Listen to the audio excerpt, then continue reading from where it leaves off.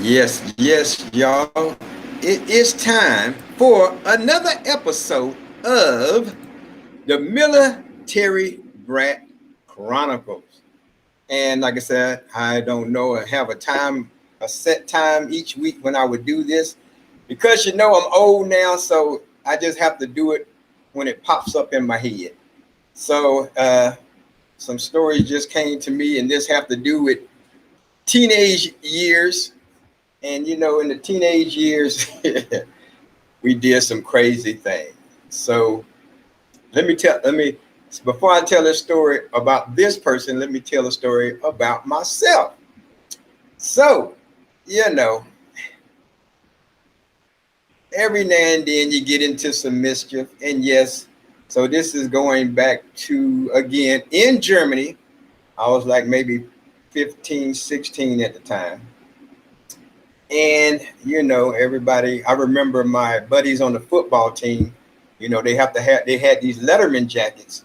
And what they used to do is they used to go into the store. We call on a military base in the Army, we call them PX. It's called a post exchange. It's no different from a Walmart or something like that. It's just for military people. So my friends would go in there, go to the record section, find the record that they like, take it out the sleeve, slip it up under their Letterman jacket, put their hands in the pockets, and then walk out. And they couldn't tell the difference. Now to me, I'm scary, and I was like, man, it's kind of that ain't too good to do it like that, because of what if somebody did notice something and then just hit you right there in your stomach and say, hey, stop. Then they could feel the record. So I was like, that's too risky for me to do, so I wouldn't do it. But one day I was at home, laying in my bed, halfway asleep, and so my light is off in my room. The hallway light is on, and then I guess my sister walked by. I'm like, I noticed that under each door was so much space. Under each door, you close your door and look, it's about so much space right there under each door. So I said, I wonder if it's like that up there at the PX. So I went to the PX because it had an exit door by the record section. And I looked, and sure enough, the door had about that much space. So I went over there, found the records that I liked, and I was sliding them under the door. And what it was an exit door, but then you had to go upstairs. So unless you just happen to walk by and just look downstairs just to be looking, that would be the only reason the records was down there, because everybody's an exit door. Nobody never paid it attention. So I was sliding records under the door. Then I go back up top, go down the steps, scoop the records up, and go home. And that's how I was building my record collection, by stealing records, by sliding them up under the door that had that much space, and like I said, taking the records home. And then one day I did it, and somebody did happen to look down there. And as I'm on my way to go upstairs to go get the records from downstairs, a guy took the records and he was heading to his car to put them in his car. I couldn't say nothing, like, hey, stop. You stealing my stolen records? But that's how I got away. That's how I built up a good record collection when I was like 15, 16, by going to the store, and I was stealing records. That's what I did. So, hey, we're all not perfect. We all used to do something. You know what I'm saying? But now, coming back to the United States, stationed in Fort Sill, Lawton, Oklahoma. Now we're talking like 78, 79. I'm just going to mention the first name. Those that was there at the time will know who he is. But we had a buddy named Timmy. Now, Timmy, that joker there, man, he just stole just to be stealing. It was like stealing to Timmy was like breathing. That's just how much he stole, and the boldness that he had with stealing. And now again, you're on a military base or a military post. So again, it's the PX, the post exchange. Again, it's like a Walmart for the military. So one day, Timmy comes over, and you know how, like at the counter in Walmart, they have all the little rows of rings in there, and they have the different little sets of rings. And so he come knocking on my door, comes to the house, come in my room, and this joker busts out all these boxes of rings. I was like, dude, what in the world is going on, man? He said, hey, man, I got these rings. We need to sell these and make some money. I like, dude, I ain't selling nothing. You done stole these rings from the PX. You must be crazy. So crazier than that, my other friend Reese comes over. He has a car. He has a car. And at that time, right outside the gate of Fort Sill, there was all these pawn shops because they knew all the soldiers would be there.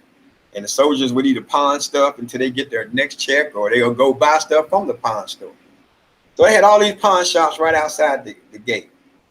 So we go out there, and what's so crazy enough, me and Timmy had just bought some cowboy boots. Don't ask me why we had cowboy boots. We thought that was cool for some reason. So here we go outside the gate, pull up to the pawn shop. Timmy said, I'm going here and sell these rings. I said, all right, you be going by yourself. He goes into the pawn shop. He whips all these rings out in front of this man. By the time that joker came out the store, the sheriff department, the Lawton Police Department was already there, pulling up. Skirt, skirt. Everybody hands up against the wall. What's going on here? Well, me and my friend Reese, we was on the outside. We never went in, so it wasn't about us really. But since Timmy was coming back toward the car, they were like, what's going on here? What's happening? Now they're asking all these questions. What are you in? Luckily, I was 18 at the time. So they're like, let me see your ID.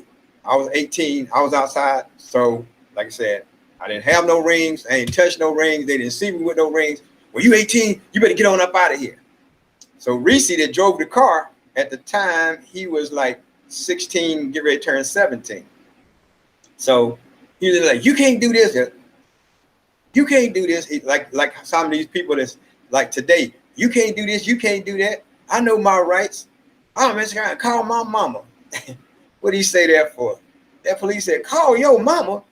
Oh, you going to call your mama. Next thing I know, Reese getting body slammed on the car, handcuffed, thrown in the back of the police car. And Timmy was only 15, so he was underage. So they let him go, but he's the one that had the rings. So they took the rings and took Reese to the police station. So that was crazy, but that's just how Timmy is. Then one day, Timmy had this long, empty box. And he said, hey, we're going to Target. Y'all just tell me what y'all want, and I'll be back outside with it. Sure enough, we went inside the store, pointed out some things, then we went back to sit in the car. Sure enough, about 10 minutes later, here come Timmy, standing at the door, looking to his left, looking to his right, like, I hope somebody try to come stop me. And then he walks to the car with all the stuff that we wanted in that box. And I was like, what? This is one bold character. In the last stealing story I'm going to tell with him, well, not the last one, two more. Then another time, we go to Six Flags. So it's me and him, we go to Six Flags. So we at Six Flags, and we go around and we go into the stores with all the big stuffed animals and everything. He said, man, and you know, like I said, we were in Oklahoma. We had a trip that took us down to Six Flags in Texas. So we down there, and he said, listen here, man, we can't go back home empty-handed. You know, we can't come over here Six Flags and then go home empty-handed. Man, this joker goes into the stuffed animal stores and just stealing stuffed animals left and right. I mean, I'm not talking, I want to put a picture up, but then you'll see his face, and I can't do that. I probably could block his face out, but you have to, these weren't no little small stick fit up under your arm. He was coming out with big, giant size stuffed animals out of Six Flags stores, and ain't nobody seeing him now. Nobody saying nothing. Nobody. It was crazy. This boy steals like he would breathe. Just that easy to him. And the last story I'm going to tell about him is on Fort Sill. You have these lieutenants, you know, they little young studs too. Some of them ain't just coming out of college. They might be 22, 23 years old. So they have a thing called a BOQ, Bachelor's Officers Quarters. A tall building and stuff, so many floors. So Timmy comes to me and another friend and said, hey man, I need y'all to come with me. I got something for you. Oh, that reminds me of another story he did. I hope I don't forget. Let me write that down before I forget that story. So we go over here to these BOQs and we go up there and see he has already scoped these guys' room out. He goes up there and asks them, do they have change? Because each floor has a vending machine, soda machines and stuff.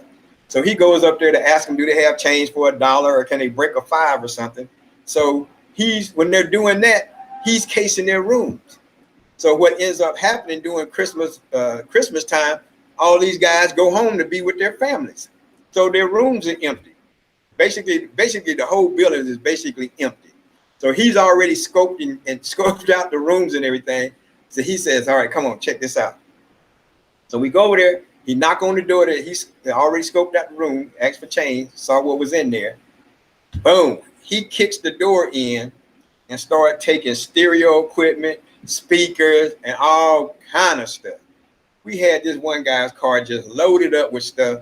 We sit up there, got our hands holding speakers on top of the car. I mean, it was just crazy. The stuff that this guy would do and steal and stuff, and crazy us, we was riding along with him. And the last story about Timmy scoping out stuff, he was over there at the military hospital. And this joker was over there scoping out the rooms closest to the stairwells and had us going back over there with him at night as he's stealing TVs out of the hospital rooms. And you can see him coming down the steps through the glass, coming down the steps, carrying the TV. I was like, boy, this boy is something else. But those were the good old military brat chronicles of my man Timmy stealing like nobody's business. So hey, this has been Darryl McGriff with the Military Brat Chronicles. Until I think of something and come up with another one, hey, you guys take care, take it easy. And now I got my Military Brat song ready to roll. Your mama was home when you left. Right. Your daddy was home when you left. Right. Your brother was